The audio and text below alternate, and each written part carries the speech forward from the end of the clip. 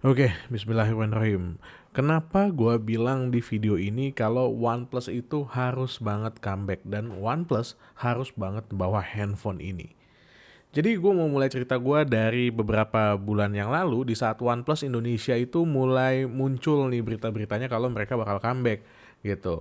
Lalu mereka buka sebuah program yang namanya The Seat Plus. Dan gue bersama dengan 49-an orang lainnya ikutan program ini. Dimana kita tuh dipinjemin handphone OnePlus 11 tapi saat itu versi global. Kenapa gue bisa bilang versi global? Karena casannya colokannya beda, bukan versi Indonesia. Dan juga jelas di bodi bagian belakang nih ada logo tulisan-tulisan kayak gini. Yang mana versi Indonesia tuh biasanya nggak ada. Ini tuh biasanya versi yang biasanya dikeluarin di Eropa kayak gitu. Nah, tapi karena waktu itu OnePlus Indonesia bilang kalau handphone ini adalah salah satu yang mungkin akan dikeluarin secara resmi dan data TKDN juga udah ada. OnePlus 11 nih bakalan keluar. Makanya gue lumayan bersemangat untuk bikin video ini. Cuma belakangan muncul berita kalau OnePlus Indonesia itu nggak jadi comeback. I don't know, OnePlus belum bilang apa-apa, belum buka suara apa-apa. Cuma mereka udah sempat ngomong sih ya di satu dua media kalau bukan gak jadi comeback tapi ditunda. Dan dengan ditundanya OnePlus comeback ke Indonesia, gue agak khawatir kalau handphone ini tuh gak jadi masuk ke Indonesia. Pada saat video gua ngomong ini dibuat, handphonenya itu gua udah gak megang. Makanya videonya begini aja, karena gua gak megang handphonenya, udah gua balikin ke OnePlus Indonesia. Ya basically gue bakal cerita lah kenapa gue bilang OnePlus itu harus banget comeback ke Indonesia dan kenapa mereka harus banget bawa OnePlus 11 5G ke Indonesia. OnePlus 11 ini hadir dengan dua warna, tapi yang emang menarik menurut gue itu yang dipinjemin ke gue ini. Nah warnanya namanya Eternal Green, ijo cuma agak-agak ke abu-abuan gitu ya. Ijonya nggak terlalu mencolok lah. Dengan ukuran layar 6,7 inci, dia punya resolusi yang menarik banget. 3216 kali 1440 alias Quad HD Plus dengan PPI-nya itu 525 ppi. Refresh rate-nya ini 1 sampai 120 Hz, dia udah menggunakan dynamic refresh rate which is very good. Dan layarnya ini adalah Super Fluid AMOLED dengan LTPO. Touch sampling rate-nya ini sampai dengan 1000 Hz, which is very good buat kalian yang emang suka main game ya. Apalagi layarnya ini juga support sRGB, display P3 dengan 10-bit color depth. Jadi meskipun nggak ada keterangan dia support HDR10, dia udah punya warna yang rich banget sampai dengan 10-bit, itu gokil sih. Dan layarnya ini juga udah dilindungi sama Corning Gorilla Glass Victus. Basically ini adalah sebuah layar yang sangat-sangat fleksibel. Nah dari displaynya aja udah kelihatan kalau OnePlus 11 tuh kayak wajib banget dibawa sama OnePlus gitu loh. Gimana dengan spesifikasinya? Tentu saja ini adalah spesifikasi flagship. Dia menggunakan chipset Snapdragon 8 Gen 2 dengan operating sistemnya yang dibawa, yang dipinjemin ke gua ini adalah Oxygen OS 13.0, belum dapat yang 13.1 based on Android 13. Cuma ada beberapa negara yang dapatnya Color OS, tapi gua mau cerita dulu tentang Oxygen OS-nya. Oxygen OS-nya ini rasanya kayak Color OS. Emang ini rasanya kayak Color OS. Ntar gue akan ceritain lebih lanjut deh. Yang dipegangin ke gue ini RAM-nya 16 GB, dia pakai LPDDR5X dengan storage-nya 256 GB UFS 4.0. Baterainya ini 5000 mAh, dia pakai dual cell 2500 mAh dan SuperVOOC 100 watt. SuperVOOC 100 watt. Dari spesifikasi kayak gini aja, siapa yang nggak tertarik buat nyobain si OnePlus 11?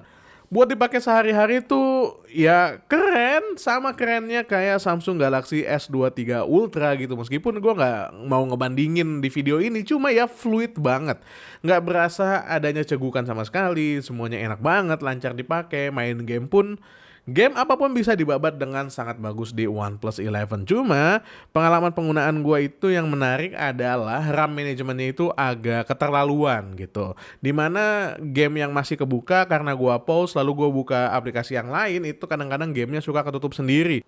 Ini tuh jadi salah satu ciri khas yang Color OS banget gitu. Color OS, Vantage OS, pokoknya OS-OS turunannya BBK Group itu kayak begini gitu. Makanya meskipun yang dipegangin dan dipinjemin ke gue itu menggunakan Oxygen OS, rasanya itu mirip banget kayak Color OS. Mulai dari fiturnya, warna ikonnya sampai peletakan ikonnya semuanya ini ColorOS banget. Kayaknya seakan-akan OxygenOS itu cuma jadi tulisan doang di sistem settings gitu. Intinya secara performa udahlah, nggak usah dipikirin lagi, ini enak banget. Ada beberapa fitur juga yang jadi tambahan dan jadi unggulan di OnePlus 11 ini. Kayak yang pertama itu adalah adanya tombol switch, dimana kita bisa ubah mode dari mode bunyi, mode getar, sampai mode silent. Ini mirip banget kayak switch-nya di iPhone ya. Cuma kalau iPhone itu cuma bisa bunyi dan getar alias bunyi dan silent gitu ya. Kalau di OnePlus 11 ini ada 3. Jadinya bisa digeser ke bunyi, bisa digeser ke getar, bisa digeser ke yang silent sama sekali, nggak ada notifikasi apa-apa. Sementara untuk kameranya, kamera utamanya dia pakai sensor Sony IMX890 yang beresolusi 50 megapiksel dengan iOS-nya ada, IIS-nya juga ada. Ini keterlaluan banget kalau nggak dibawa ke Indonesia ya. Sementara ultrawide kameranya pakai Sony IMX581 dengan resolusi 48 megapiksel. Dia juga masih mendukung autofocus nih di kedua lensa tadi. Ada lensa portrait telekameranya yang pakai sekali lagi Sony IMX709 32 megapiksel, 6P juga, dan juga mendukung autofocus. Selama penggunaan gua dengan kamera ini semuanya oke, tuning warnanya juga cukup oke. Meskipun yang gua temuin itu adalah shutter speednya tuh kayak agak kurang cepet. Contohnya kucing ini. Kalau kalian lihat sekilas kucingnya gambarnya bagus ya, tapi kalau kalian perhatiin sebenarnya kucingnya ini ngeblur. Padahal ketika gua foto, kucingnya ini lagi diem. Habis itu dia baru bergerak dan somehow gambar yang didapatkan oleh OnePlus 11 ini juga agak ngeblur. Dan keluhan gue yang kedua itu adanya mode auto makro kayak di iPhone ya. Kalau iPhone itu kalian lagi moto itu tiba-tiba kalau jaraknya deket banget sama objek yang difoto, dia otomatis pindah ke lensa jadinya makro gitu. Nah di OnePlus 11 ini sama. Cuma OnePlus 11 ini ada toggle-nya buat matiin. But the problem is ketika udah gua matiin lalu gua keluar dari kamera, gua masuk lagi ke kamera, dia balik lagi ke on gitu. Dan buat gua yang nggak terlalu suka atau jarang banget foto makro, ini lumayan mengganggu. Sayangnya gua nggak bisa dapetin footage-nya karena handphonenya udah dibalikin dan gua lupa buat masukin footage yang satu itu. Dan untuk hasil kameranya, gue nggak mau judging, gue cukup bilang kalau ini flagship level, tapi kalau mau dibandingin sama flagship yang lebih atas kayak S23 Ultra, masih ada gap lah di antara keduanya.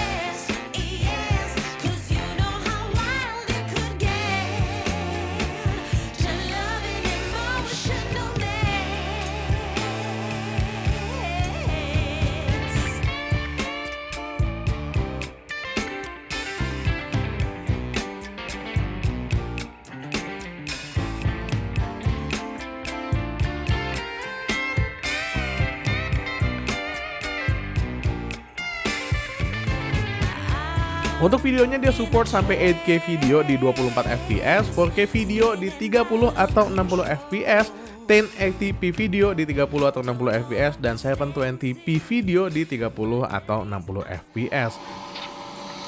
Sini Salim sama aku. Salim. Cimal. Mbak. Tadi anak-anak lagi main terus nemu belalang sembah. Nempel di anak gue tuh. Anak gue tadi teriak-teriak kencang banget. Mukanya ketakutan.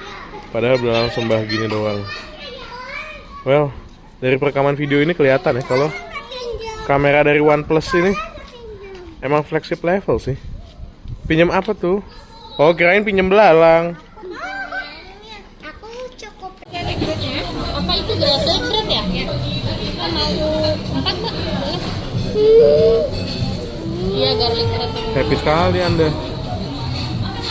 Sementara untuk kamera depannya dia cuma bisa sampai 1080p 30 fps aja, dan ini sangat disayangkan banget.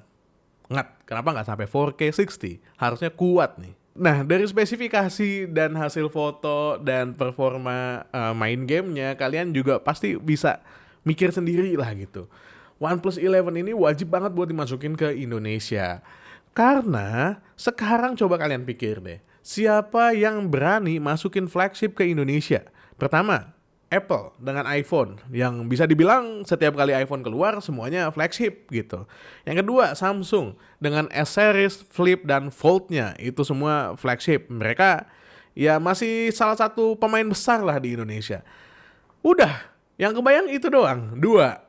Ada satu lagi sebenarnya, tapi kalian mungkin lupa. Ada Oppo dengan Find series-nya.